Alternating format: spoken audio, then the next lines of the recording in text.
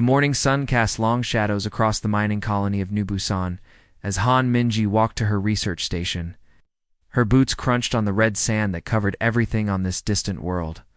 She carried her sample bag and datapad, ready. For another day of studying the strange creatures that lived here, Minji had been on this planet for 2 years now. She was a xenobiologist, which meant she studied alien life forms. The job was lonely, but she loved it. It every day brought new discoveries. About the plants and animals that called this world home, the colony was small, maybe 300 people. Most of them worked in the mines, digging for rare metals that would be shipped back to Earth. They lived in simple, metal buildings that looked like boxes scattered across the landscape. The buildings were connected by covered walkways to protect people from the dust storms that came without warning. As Mingi reached her lab, she heard shouting from the main gate.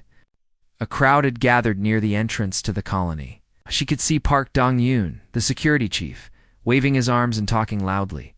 The other colonists stood around him, their faces showing fear and disgust. Minji set down her equipment and walked toward the crowd. As she got closer, she could see what had caused all the excitement. There was an alien creature sitting on the ground just outside the gate. It was unlike anything she'd ever seen before. The creature was about the size of a human but shaped very differently. Its body was long and soft, like a giant slug, but it had 4 arms and a head that looked almost human. What made it truly strange was its color. Most aliens she had studied were dark or bright colors, but this one was almost white. Its skin was so pale it was nearly transparent. She could see dark lines under its skin that might have been blood. Vessels. It's a Pumma, Park Dong-yoon was saying to the crowd. A weak, useless Pumma, probably here to scout for an invasion. Mingi frowned. She knew about the Veltari, the slug-like aliens that humans had encountered before. They were known for being cowards who ran away from any kind of fight. Humans had started calling them Pummas as an insult. But this one looked different from the pictures she had seen in her textbooks. "We should drive it away," said Lee Heinwoo, one of the miners. "Nothing good ever comes from these creatures." "Maybe we should kill it," added another voice from the crowd. "Make sure it doesn't bring more of them here." The alien creature had not moved since Minji arrived. It sat very still, its large eyes looking at the humans. There was something in those eyes that made Minji feel sad. The creature looked lonely and afraid. "Wait," Minji said, stepping forward. "Let me look at it first." Park Dong-yoon turned to her with an angry expression.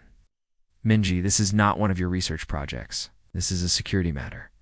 "I'm the xenobiologist here," she replied calmly. "If you want to know what it's doing here, you need to let me study it." The security chief didn't like her answer, but he knew she was right. The colony needed her expertise when it came to alien creatures. "Fine," he said. "But if it makes one wrong move, we're getting rid of it." Mingi approached the creature slowly. She held her hands out to show she was not carrying any weapons. The alien watched her carefully, but did not try to run away. When she was close enough, she could see that the creature was injured. There were cuts on its arms and what looked like bite marks on its back. It had been in some kind of fight recently. "Hello," Minji said softly. "I'm not going to hurt you." The creature tilted its head and made a soft sound. Then it did something that surprised everyone. It raised one of its 4 arms and touched its chest, then pointed at Minji. It repeated this gesture several times. "I think it's trying to communicate," Minji called back to the crowd. "Don't be stupid," Park Dong-yoon shouted. "Pummas can't talk. They're barely smarter than animals." But Minji could see intelligence in the creature's eyes. It was definitely trying to tell her something. She touched her own chest and said, "Minji, my name is Minji." The creature made more sounds, then pointed at itself. The sounds were different from anything Mingi had heard before, but they seemed to have a pattern. After a few tries, she thought, she heard something like Coel in the strange noises. "Coel," she said, pointing at the creature. "Is that your name?" The alien made what sounded like a happy noise and nodded its head up and down, just like a human would. Behind her, the crowd was getting restless. "This is a waste of time," someone said. "Just get rid of it." "Look at that thing," said another voice. "It's probably diseased. That's why it's so pale." Minji turned to face the crowd. "This creature is injured and alone. It came here looking for help. How do you know that? Park Dong-yoon asked. Because I'm trained to read alien behavior, she replied. And because it's obvious to anyone who really looks. The security chief walked over to stand next to her, looked down at the creature with suspicion. Even if you're right, we can't. Let it stay here. It's too dangerous. Dangerous? Minji looked at the injured alien sitting quietly on the ground. It hasn't made any threatening moves. It's been sitting here peacefully this whole time. That's what they do, Park Dong-yoon said. They act harmless until they bring their armies. Minji felt her anger rising. You're talking about a living being like it's some kind of monster. This creature has a name. It's trying to communicate. It's hurt and needs help. It's a Pumma, the security chief said firmly. They're cowards and scavengers. Nothing more. Creature called Kale seemed to understand that they were talking about it, made some more of the strange sounds and pointed at its wounds. Then it pointed at Minji and made a pleading gesture. It's asking for help, Minji said. I'm going to take it to my lab and treat its injuries. Absolutely not, Park Dong-yoon said. I won't allow an alien inside the colony, and I'll treat it outside, Mingi replied. But I'm not going to stand here and watch a wounded creature suffer. The crowd began to argue among themselves. Some people agreed with Park Dong-yoon that the alien was dangerous. Others thought Minji was being foolish. Few wondered if maybe she was right about helping it. While they argued, Minji went back to her lab and gathered medical supplies. When she returned, most of the crowd had gone back to their work. Only Park Dong-yoon and a few others remained. You're making a mistake, the security chief warned her. Maybe, Minji said as she knelt down next to Kale. But it's my mistake to make. She began cleaning the creature's wounds with antiseptic. Oh, no.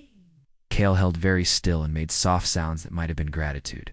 As she worked, Minji felt sure that she was doing the right thing. She didn't know that this moment would change everything for the colony.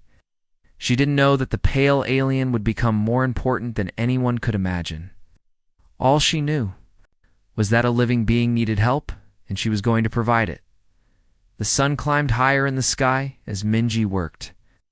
In the distance, she could hear the sounds of the colony going about its daily business. But here, outside the gate, two very different beings were beginning to understand each other. It was the start of something neither of them expected. It was the beginning of a bond that would soon be tested in ways they could never imagine. 3 weeks had passed since Kale first arrived at the colony. Every morning, Mingi would find him waiting outside her research station. Oh, gee. She had built a small shelter for him using spare metal sheets and old equipment. Kept him dry during the frequent rainstorms. The other colonists still stared at Kale when they saw him. Some made disgusted faces. Others whispered to each other about the strange white alien that Minji had taken in. But Kale seemed to ignore their reactions. He was more interested in watching Minji work. Minji discovered that Kale was much smarter than anyone had expected. On the second day, she had been struggling with a complex equation about plant growth patterns. She had written the numbers on a board outside her lab, trying to figure out where she had made an error. Kale had watched her work for an hour. Then he had picked up a stick and scratched some marks in the dirt. When Minji looked at what he had drawn, she realized he had solved her equation. Not only that, but he had found 3 different ways to get the same answer.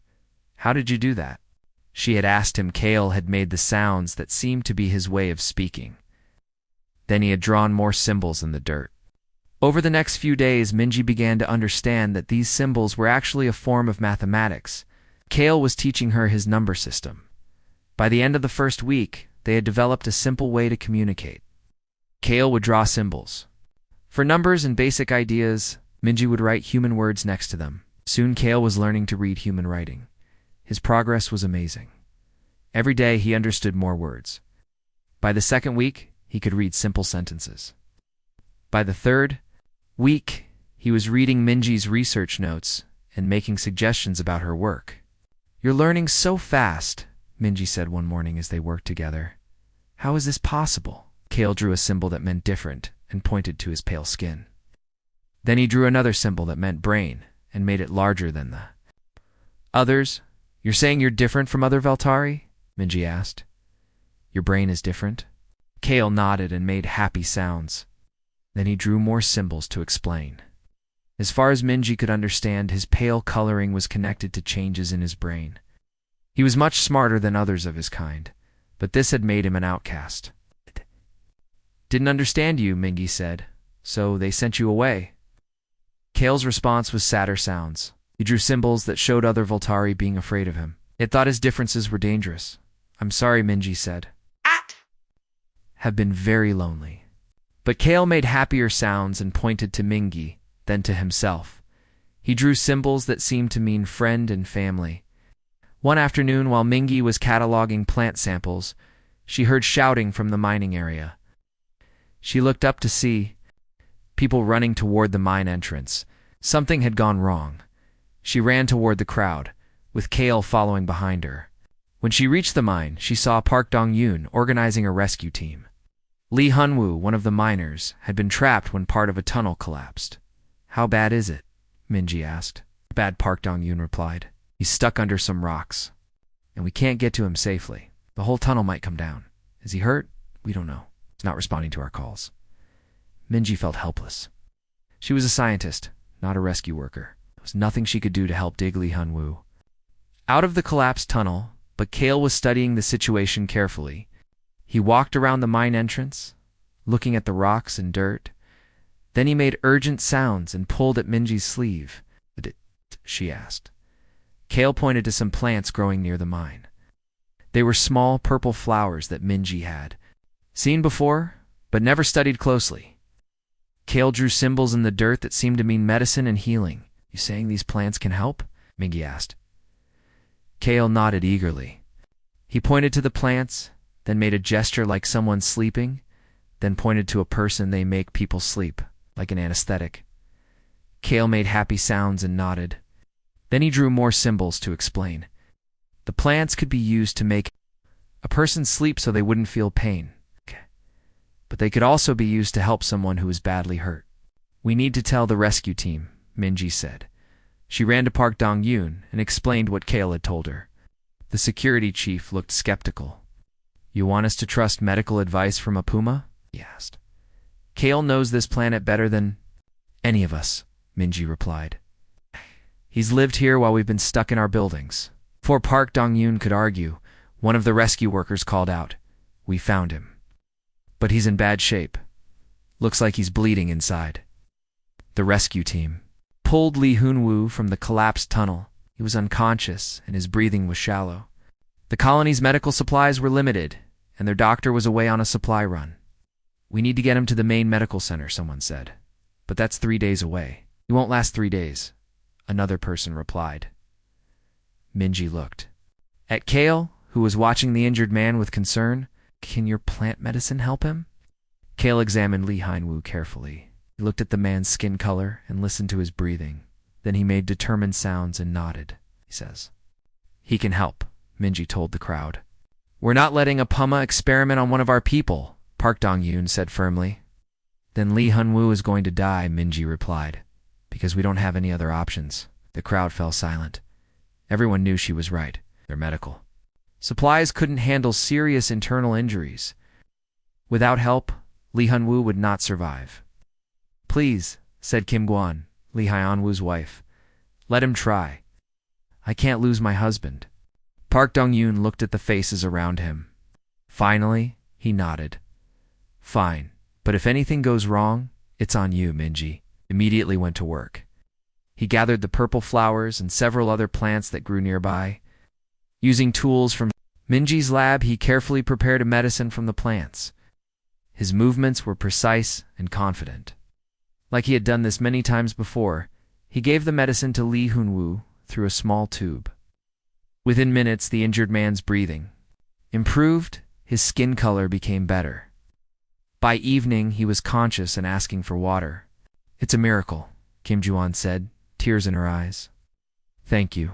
She was talking to Kale, who made embarrassed sounds and looked at the ground. He wasn't used to being thanked by humans. The news of Lee Hyunwoo's recovery spread quickly through the colony. People who had ignored Kale before now watched him with curiosity. Some even nodded to him when they passed by. but not everyone was impressed. "It was just luck," said Yang Sungmin, one of the more hostile colonists. "That thing probably just guessed about those plants?" "Maybe," said Onari, another colonist. "But if it was just a guess, it was a pretty good one." That evening, Mingi sat with Kale outside her research station. The sun was setting, painting the sky in shades of orange and purple. "You saved Li Haiyanhua's life today," she said. "That was very brave." Kale made modest sounds and drew symbols that meant help and right thing. "You said helping people is the right thing to do," Mingi translated. "I agree." As they sat together, Mingi realized that her feelings about Kale had changed. He was no longer just an interesting alien to study. He was becoming something more important. He was becoming a friend. "You know what?" she said. "I think you're more than just a friend to me. You're like family." Kale tilted his head, not understanding the word family. Mingi drew symbols in the dirt to explain. She drew two figures standing together helping each other. She drew symbols that meant care and protect and love. "Family means people who care about each other," she said. "People who help each other no matter what." Kale studied the symbols for a long time. Then he made soft, happy sounds and drew his own symbols. He drew two figures, one human and one Veltari, standing side by side. "Yes," Minji said, smiling. "Exactly like that." She didn't know that some of the colonists were watching them from a distance. She didn't know that they were already talking about the strange friendship between the human scientist and the white alien. But she did know that something important had happened that day. Kale had proven that he was more than just a strange creature. He was someone who would risk everything to help others. And that, Minji thought, was the mark of true family. 2 months had passed since Kale saved Li Haiyanhua's life. The colony had settled into a new routine that included the strange white alien who lived outside the research station. Some people still didn't trust him, but they couldn't argue with results. Kale had helped solve 3 more medical problems and had shown the farmers which local plants were safe to grow. Mingi woke up one morning to find Kale acting strangely, was pacing back and forth outside her lab, making worried sounds. When she came outside, he immediately grabbed her arm and pointed toward the mountains. "What's wrong?" she asked. Kale drew symbols in the dirt with urgent, quick movements. The symbols showed many small creatures moving together. He drew arrows pointing toward the colony. "Something is coming," Minji asked. Kale nodded and made more worried sounds. He drew bigger symbols and added sharp lines that looked like teeth and claws. "Dangerous creatures are coming here." Kale made the loudest sounds she had ever heard from him. He was clearly trying to warn her about something very serious at that moment. Kim Gi-won and Choi Sun-ho came running toward the research station. They were both breathing hard and looked frightened. "Minji," Kim Gi-won called out. "We need to talk to you right now." "What's happening?" Minji asked. "The scout team's found something terrible," Choi Sun-ho said. "We need to get to the main building immediately." They all hurried to the colony's central building, where Park Dong-yoon was waiting with a group of colonists. Everyone looked worried and afraid. "Tell her what you saw," Park Dong-yoon said to Choi Sun-ho. Choi Sun-ho cleared his throat. "We were checking the mining equipment in the eastern sector. That's when we saw them." "Saw what?" Minji asked. Sektar Kim Ju-won said, "Hundreds of them. Maybe thousands." Minji felt her heart sink. She knew about the Sektar from her research. They were the most dangerous predators on this planet. They looked like giant insects with razor-sharp claws and teeth. They usually lived alone or in small groups. But hundreds of them together meant something was very wrong. "That's impossible," said Onari. "Sektar don't form large groups." "That's what we thought too," Choi Sun-ho replied. "But we saw them. With our own eyes, they were moving together like an army." "How far away were they?" Park Dong-yoon asked. "About 50 kilometers, Kim Ju-won said. "But they were moving toward us." The room fell silent. Everyone understood what this meant. The colony's defenses were designed to handle small groups of animals, not a massive swarm of deadly predators. "We need to contact the main fleet," someone said. "Get them to send a rescue ship." Park Dong-yoon shook his head. "Already tried. The solar storm knocked out long-range communications. We can't reach anyone. How long until the communications come back?" Minji asked. At least a week, Park Dong-yoon replied. Maybe longer. The sectar will be here in 2 days, Choi Sunho said quietly. Fear spread through the room like a disease. Everyone began talking at once, suggesting different plans. Some wanted to hide in the mines, others thought they should try to run away. A few suggested they should fight, but everyone knew their weapons were not strong enough to stop so many. Sectar. During all this discussion, Kale had been standing quietly in the corner. Most people had forgotten he was there. But Mingi noticed that he was studying the map on the wall very carefully. What do you think caused this? Mingi asked the room. Sectar don't usually behave this way. Who cares what caused it? Yang Soo-min said angrily. We need to figure out how to survive. Understanding the cause might help us find a solution, Minji replied. She looked at Kale, who was now drawing symbols on the floor. She walked over to see what he was trying to communicate. Kale had drawn a map of the local area, showed the mines, the colony, and the mountains. Then he drew symbols showing the balance between different animals. He pointed to areas where the mining had been done and made sad sounds. You're saying the mining disturbed something? Minji asked. Kale nodded and drew more symbols. He showed how the mining had destroyed the homes of other animals that usually kept the sectar away. He's saying, we upset the natural balance, Minji told the room. Great, Yang Soo-min said, so it's our fault. That doesn't help us now. But Lim Tae-yoon, one of the engineers, was listening carefully. Wait, he said. The local ecosystem, maybe he knows how to deal with the sectar. All eyes turned to Kale. He looked uncomfortable with the attention, but he nodded slowly. You know how to stop them? Park Dong-yoon asked. Kale made uncertain sounds and drew more symbols. From what Minji could understand, he was saying that stopping them would be very difficult. But there might be a way. What kind of way, Minji asked. Kale drew symbols that showed himself standing between the sectar and the colony. Then he drew symbols that looked like clouds or smoke. You're saying you can create some kind of barrier? Mingi asked. Kale nodded but made sad sounds. He drew symbols that seemed to mean danger and maybe die. It's dangerous for you, Minji said. You might not survive. Kale made firm sounds and pointed to all the humans in the room. Then he drew symbols that meant protect and family. You want to protect us because we're your family? Minji said softly. Some of the colonists looked surprised. They had never heard Kale referred to his family before. This is crazy, Yang Soo-min said. We're trusting our lives to a Pumma. That Pumma saved Lee Han-woo's life? Kim Guan said firmly. And he's been helping us for months. But can we really trust him with something this important? Asked another colonist. Do we have a choice? Oh? Nari asked. Our weapons won't stop thousands of sectar. Our communications are down. We can't run fast enough to escape. Park Dong-yoon looked around the room. What exactly are you proposing? He asked Kale. Kale drew more detailed symbols. He showed how Veltari could produce special chemicals that affected other animals. Usually, these chemicals were used to make predators ignore them.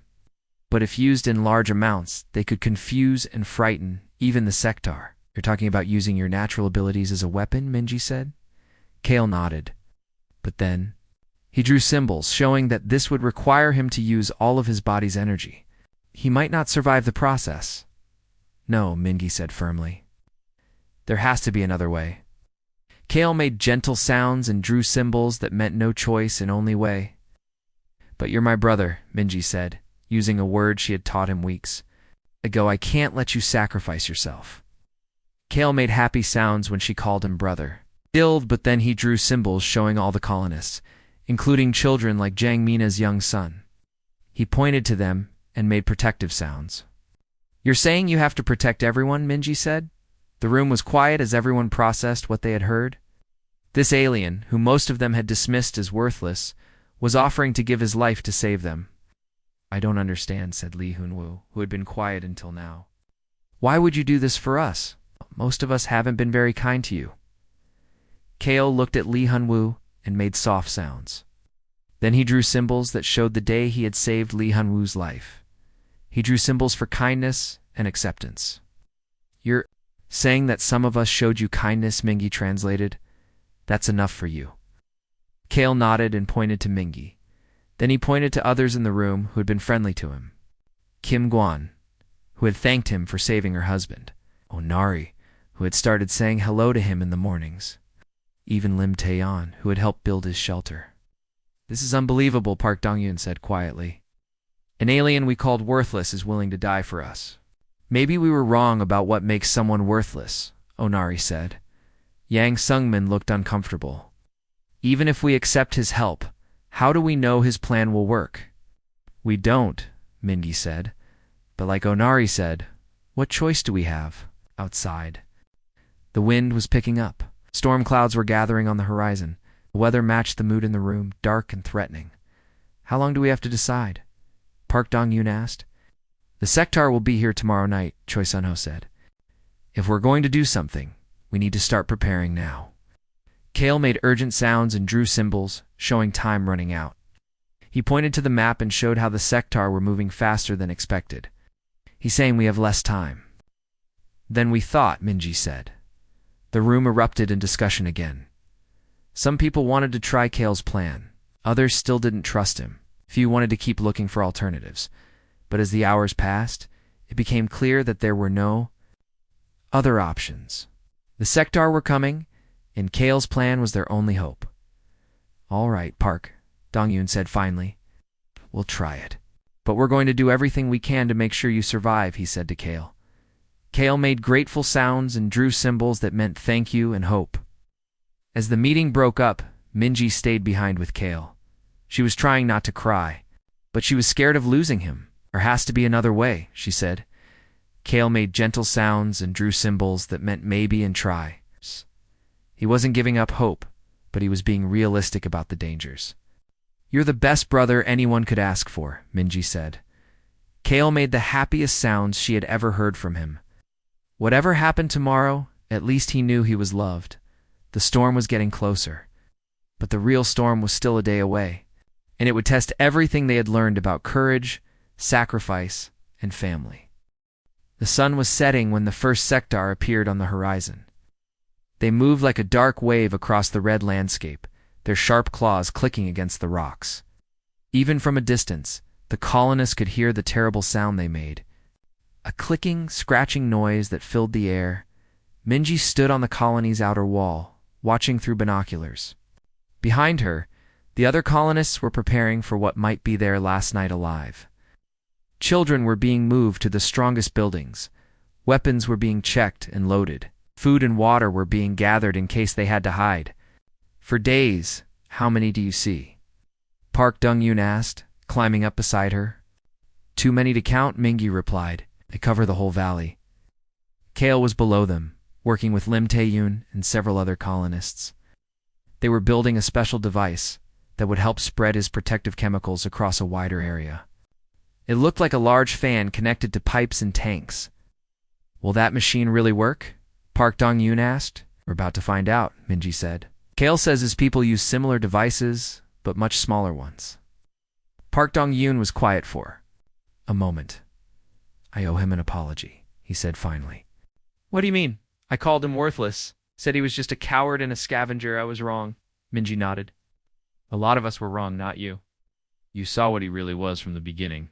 "I saw that he was intelligent and hurt," Minji said. "I didn't know he was this brave." Below them, Kale had finished his work on the machine. He looked up at the wall and made hand signals that meant the device was ready. But his movements seemed slower than usual, and his skin looked even paler than normal. "Is he all right?" Park Dong-yoon asked. "He's been preparing his body for this," Minji explained. Feltari have to build up the chemicals inside themselves before they can release them. It's very hard on their system. They climbed down from the wall to join the others. Kale was surrounded by colonists who wanted to thank him or wish him luck. It was strange to see the same people who had ignored him now treating him like a hero. Onari brought him a cup of warm soup. "You need to keep your strength up," she said. Kim Ji-won gave him a small device that would let him stay in contact with the colony during the battle. "So we can help if something goes wrong," she explained. Even Yang Sung-min came forward. He looked embarrassed as he spoke. "I said some terrible things about you. I was scared and angry, but that's no excuse. I'm sorry." Kale made gentle sounds and drew symbols that meant forgive and understand. "He forgives you," Mingi translated, "says he understands that you were afraid." As the night grew darker, The clicking sounds grew louder. The sectar were getting closer. Soon they would reach the colony's outer defenses. "It's time, Park," Dong-Yun said. Kale nodded and walked toward the machine. But before he reached it, Minji grabbed his arm. "Wait," she said. "Want to say something?" Kale stopped and looked at her with his large, intelligent eyes. "When I first saw you, I thought, I was just helping an injured animal," Minji said. "But you're so much more than that. You're the kindest, bravest person I've ever known, and I'm proud to call you my brother." Kale made soft, happy sounds. Then he drew symbols in the dirt one last time. They meant sister, love, and always. "Remember? I'll always remember too," Minji said, trying not to cry. Kale hugged her with all four of his arms. It was the first time he had ever done that. Then he walked to the machine and began the process that might save them all. The machine started with a low humming sound. Kale placed his hands on special panels that would collect the chemicals his body produced. As he concentrated, his skin began to glow with a soft white light. "Is that normal?" Lim Taeyeon asked nervously. "I don't know," Minji admitted. "He's never done anything like this before." The glow grew brighter. Kale made sounds that seemed to be a mixture of pain and effort. The machine's humming grew louder, and fans began to spin, spreading invisible chemicals into the air. At the same time, the first sectar reached the colony's outer fence. They began cutting through the metal with their claws, making horrible, screeching sounds. The colonists on the walls opened fire with their weapons, but there were too many creatures to stop. "It's not working," someone shouted. "They're still coming." But Minji was watching more carefully. The sectar were moving differently now. Instead of working together, they seemed confused. Some were attacking the fence, but others were attacking each other. "Look closer," she called out. "It is working." She was right. As more of Kale's chemicals spread through the air, the sectar became more and more disoriented. They couldn't tell the difference between enemies and allies. The organized army was turning into a chaotic mess. But the process was taking a terrible toll on Kale. His glow was now so bright it hurt to look at him directly. He was making sounds of pain, and his body was shaking. "He can't keep this up much longer," Lim Taeyeon said. "How much more time does he need?" Park Dong-Yun asked. "I don't know," Minji replied. "But we have to trust him." The battle outside was getting stranger by the minute. Groups of sectar were fighting each other instead of attacking the colony. Some were running away in random directions. Others were spinning in circles, completely lost. But Kale was getting weaker. His glow was starting to flicker, and he was having trouble standing up. "We need to help him," Minji said. "How?" asked Onari. "The machine is taking too much energy." From him, Lim Taeyeon said, "We need to give him some kind of support," and several other engineers quickly modified the machine. They connected it to the colony's power source so that it would use electricity instead of only Kale's energy. The change helped immediately. Kale's glow became steady again, and he stopped shaking. The chemicals continued to flow, and the sectar outside became even more confused. "It's working," Park Dong-Yun said in amazement. "They're actually leaving." Large groups of sectar were now running away from the colony. They seemed to have completely forgotten why they had come there in the first place. The few that remained were too confused to organize any kind of attack. But something unexpected was happening to Kale. Instead of getting weaker as the night went on, he seemed to be getting stronger.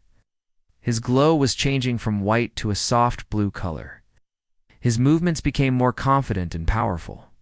"What's happening to him?" Kim Ju-won asked. "I think he's evolving," Minji said in wonder. "The process is changing him." Kale's body was becoming more solid and muscular. His skin, which had always been pale and soft, was now tougher and more resilient. His eyes were brighter and more alert than ever. By dawn, the last of the sectar had fled. The colony was safe. And Kale was transformed into something new still. Recognizably Veltari, but stronger and more capable than any of his kind had ever been. When he finally stepped away from the machine, the colonists cheered. They had survived the night, and they owed their lives to the alien they had once called worthless. "You did it," Minji said, hugging him tightly. "You saved us all." Kale made happy sounds, but they were different now, deeper and more confident. He drew symbols that meant family, safe and good. Yes, Minji said, smiling through her tears. Our family is safe. As the sun rose over the colony, everyone understood that something important had changed. They had learned that courage could come from the most unexpected places.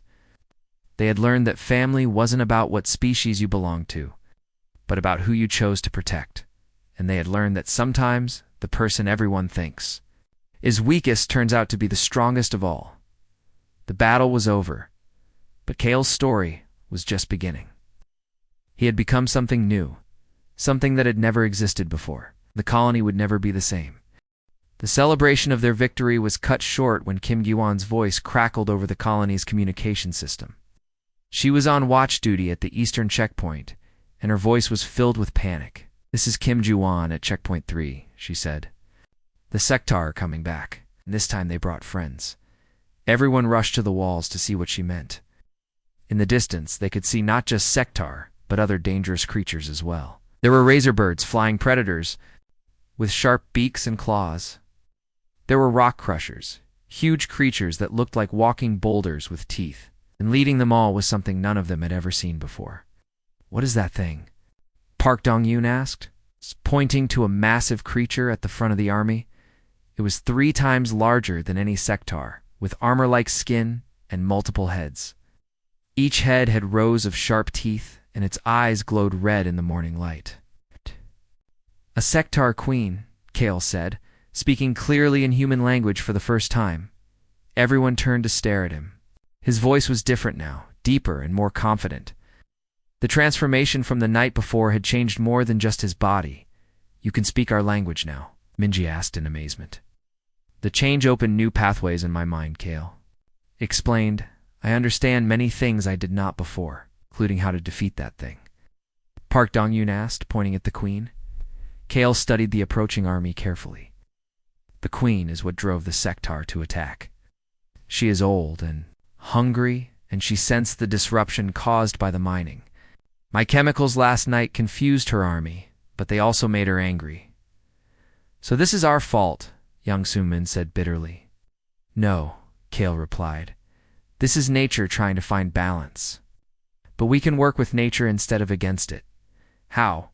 asked Lim Taeyeon. "The queen controls her army through pheromones, just like I used last night. But she is much stronger than me. To stop her, we need to work together." Over the next few hours, Kale explained his plan. The colonists would use their technology to amplify his abilities.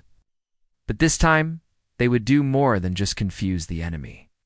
They would create a new kind of signal that would tell the creatures to find a new territory far from the colony.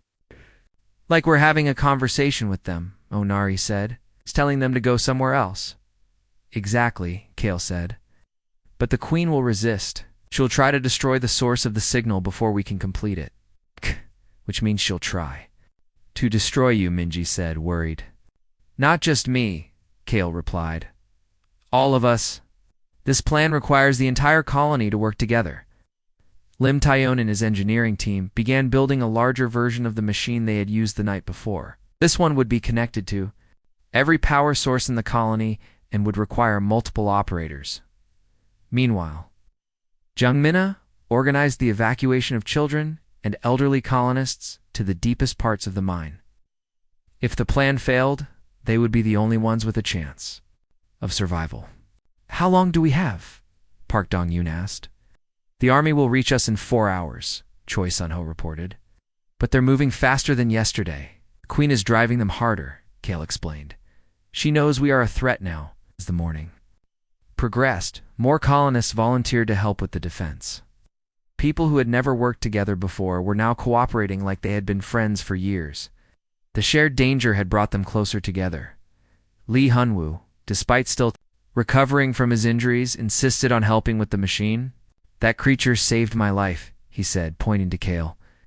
"The least I can do is help save his." Even the colonists who had been most hostile to Kale were now working alongside him.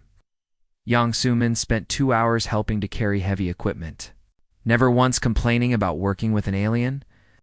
"It's amazing what a real crisis can do," Onari observed. "It shows you what really matters." And what really matters is taking care of each other, Kim Ju-won added.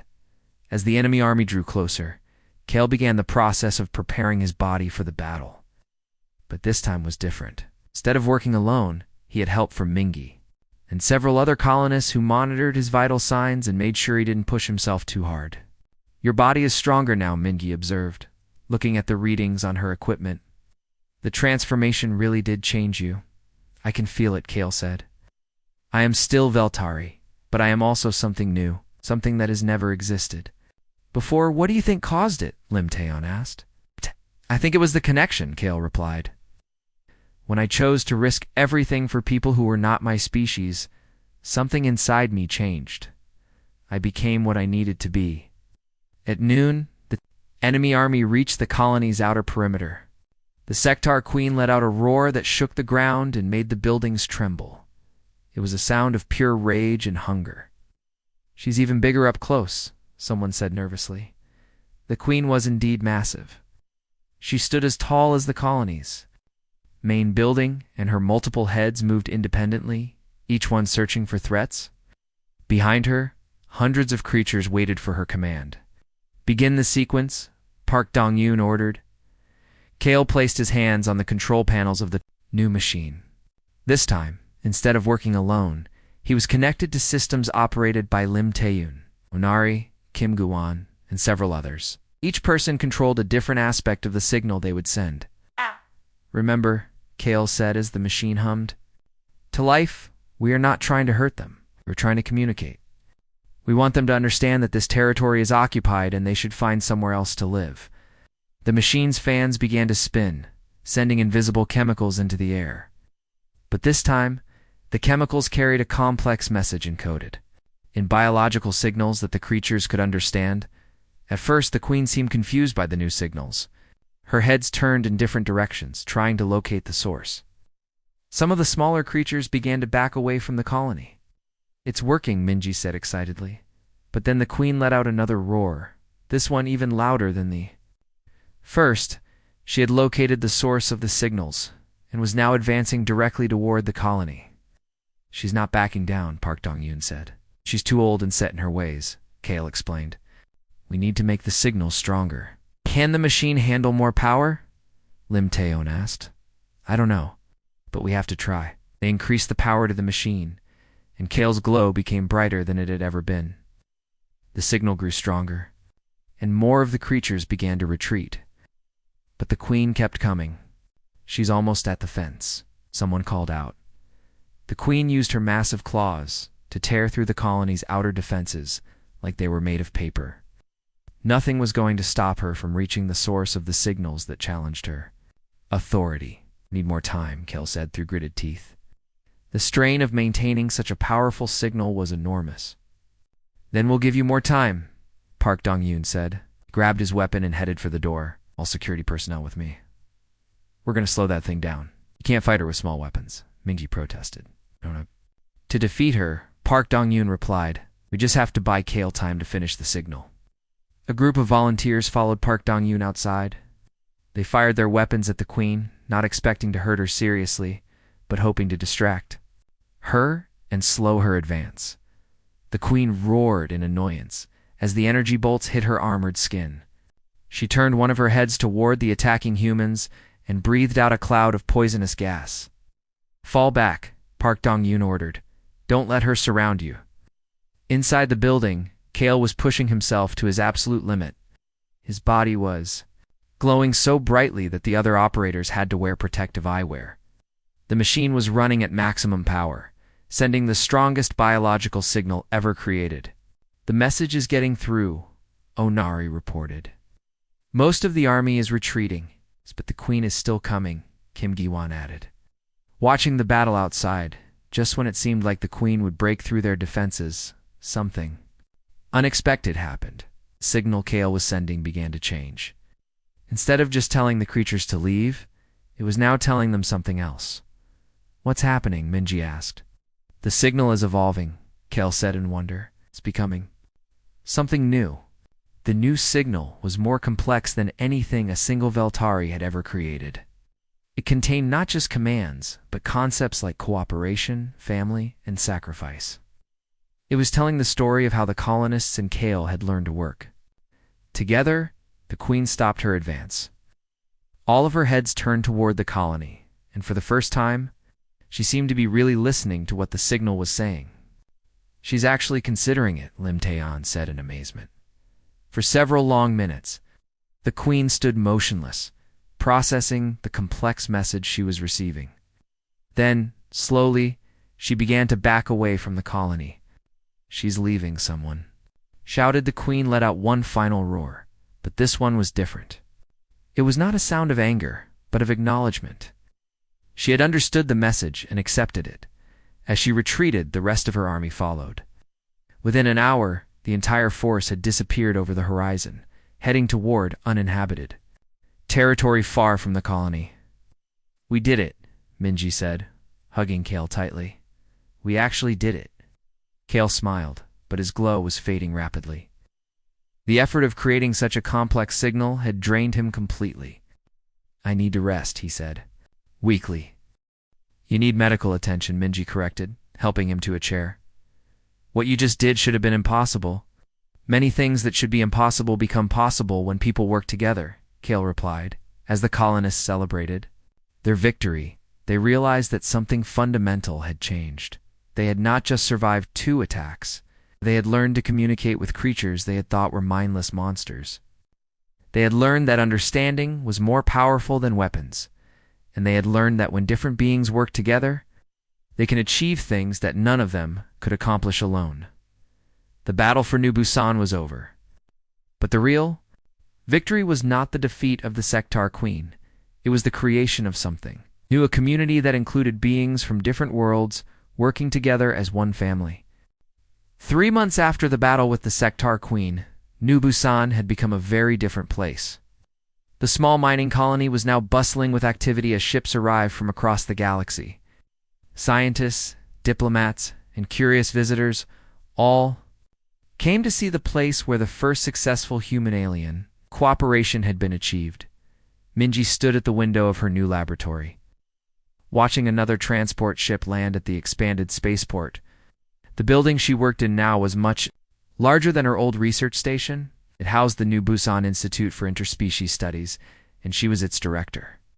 "Another delegation from the core worlds," Kale said, joining her at the window. He moved with the confident grace that had developed since his transformation. His pale skin now had a subtle blue tint that seemed to glow softly in certain light. "Makes 12 different delegations this month," Minji replied. "I'm starting to think we're becoming more of a tourist attraction than a research facility." Kale made the soft laughing sound that she had learned to recognize as his version of humor. "Perhaps that is not entirely bad. The more people who see what we have accomplished, the more likely they are to try it elsewhere." "You're probably right," Minji agreed. "I just miss the quiet sometimes." Through the window, they could see Park Dong-yoon leading a group of visitors on a tour of the colony. He had become something of a celebrity since news of their victory had spread. Military commanders from across human space wanted to hear his account of the battle. "Seems to enjoy the attention," Kale observed. "He's earned it," Minji said. "We all have." A soft chime from her computer indicated that she had received a priority message. She walked over to check it and smiled when she saw the sender's name. "Admiral Bae Chung-gi wants to visit next week," she told Kale. "He's bringing a delegation from Earth Command."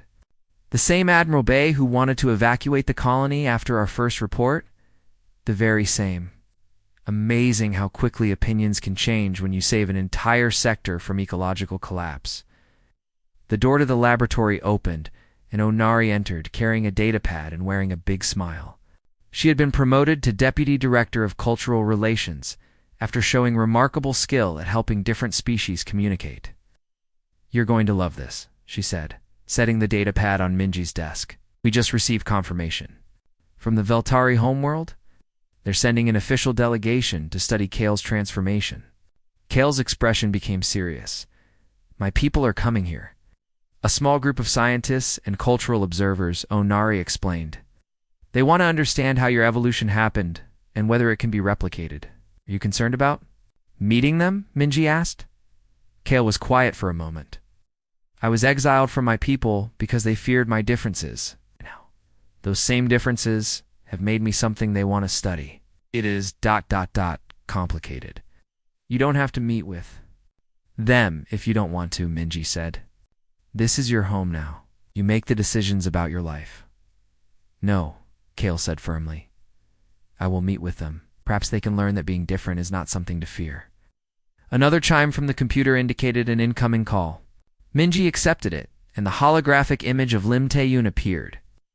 He was now the chief engineer for interspecies technology development and worked from a facility on the other side of the colony.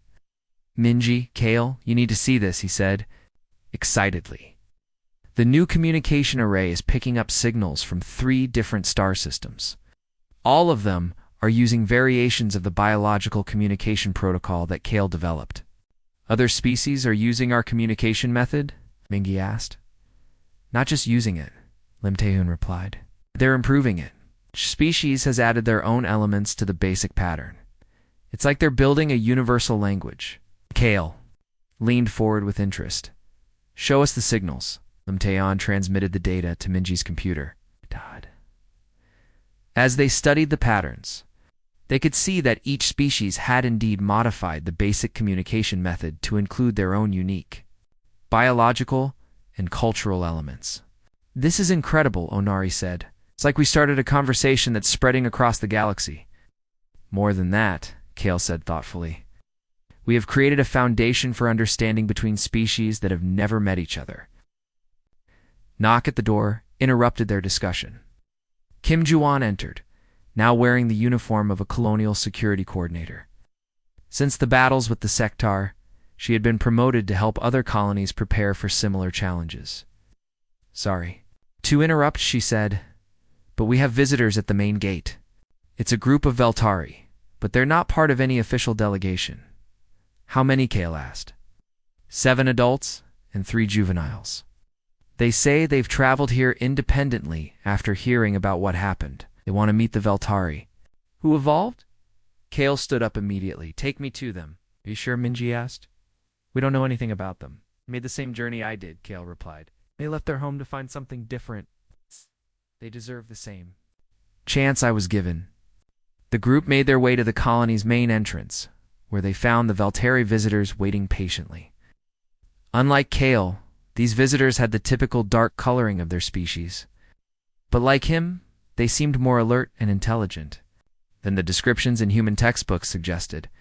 When they saw Kale, they made excited sounds in their native language. He responded in the same language, and soon they were engaged in animated conversation. What are they saying? Minji asked Onari, who had been learning Veltari language as part of her job. Or telling him about others like them, Onari. Translated, Veltari, who think differently, who want to explore and learn. They've heard stories about this place and wanted to see if the stories were true. Kale turned to address Minji and the others in human language. These are my people, but they are also outcasts, like I was. They want to know if there is a place for them here. Of course there is, Minji said without hesitation. This colony was built on the idea that being different makes you valuable, not dangerous. Over the next few hours, they helped the new arrivals get settled. The Veltari visitors were amazed by everything they saw. They had never imagined that their people could work alongside humans so successfully. That evening, the entire colony gathered for a celebration meal in the main dining hall. It had become a tradition to welcome new arrivals this way, regardless of their species. The dining hall now accommodated beings with very different dietary needs and social customs. Park. Dong-yoon stood up to address the crowd. 6 months ago, this was a small mining colony that most people had never heard of. Today, we are home to over 800 beings from 12 different species. We have scientists, engineers, artists, teachers, and explorers all working together to build something new. The crowd applauded, and Park Dong-yoon continued. But none of this would have been possible without one individual who showed us that courage and kindness matter more than what species you belong to. All eyes turned to Kale, who looked uncomfortable with the attention. He had never liked being the center of focus, even when that focus was positive. When Kale first arrived here, Many of us were afraid, Park Dong-yoon said. We saw someone who was different and assumed that meant he was dangerous. We were wrong. What made Kale different was exactly what made him valuable. And what made us valuable was learning to see past our own prejudices, added Yang Seungmin, who had become one of Kale's closest friends after their initial conflicts. Mingi stood up to speak. I want to tell you all something that I realized. Today, when I first met Kale, I thought I was helping him. But the truth is, he was helping me. He taught me that family isn't about sharing the same blood or coming from the same planet. Family is about choosing to care for each other, no matter what. She turned to look at Kale. You called me sister, and I called you brother. But you're more than my brother. You're the brother of everyone in this room. You showed us all what it means to put others before yourself. Kale stood up slowly, his blue-tinted skin glowing softly in the dining hall lights. When he spoke, his voice carried easily to every corner of the room. When I was young, my people told me that my differences made me dangerous, he said. They sent me away because they were afraid of what I might become. Today, I know what I became. I became part of a family that includes beings from many worlds. I became someone who fights to protect that family. And I became proof that being different is not a curse, it is a gift. He paused, looking around the room at faces that included humans, Veltari, and several other species that had joined the colony. But the greatest gift was not my evolution, he continued. The greatest gift was learning that when beings choose to trust each other, to help each other, and to protect each other, they can accomplish anything. We have created something here that has never existed before. We have created a family that spans the stars. The applause that followed was not just from humans, but from beings who expressed approval in many different ways. There were clicking sounds from the insectoid zephyrians, harmonic humming from the crystalline resonance, and gentle glowing from the energy-based luminals. After the celebration, Mingi and Kale walked outside to look at the stars. The night sky was clear, and they could see the lights of ships coming and going from the expanded spaceport. Do you ever miss it? Mingi asked. The quiet life we had before all this started? Sometimes, Kale admitted. But then I remember what we have built, and I know it was worth everything, even the pain and the danger, especially the pain and the danger. Those experiences taught us what we were capable of. They showed us that love and courage are stronger than fear and hatred. They stood in comfortable silence for a while, watching the stars. In the distance, they could hear the sounds of the colony settling down for the night. But it was not the silence of an empty place. It was the peaceful quiet of a community at rest. Kale Minji said finally, I want you to know something. No matter how famous we become, no matter how many people come to study what we've done, you will always be my brother. That will never change. Kale made the soft sound that indicated deep happiness. And you will always be my sister. The first person who saw me as family instead of as a monster. The first, but not the last, Minji said, thinking of all the beings, who now called New Busan home. As they walked back toward the main buildings, they passed the memorial that had been built to commemorate their victory over the Sector. It was a simple stone with writing in 12 different languages, all saying the same thing. Here, different beings learn to be family. But for Mingi and Kale, the real memorial was not made of stone. It was the community they had helped build, the friendships they had forged, and the proof that love could overcome any difference. They had started as strangers from different worlds, but they had become something more powerful than either could have imagined alone. They had become family, and their family now included the stars. The story of the albino alien who was called Brother had become the story of a galaxy, learning to see itself as one big family. That story was just beginning,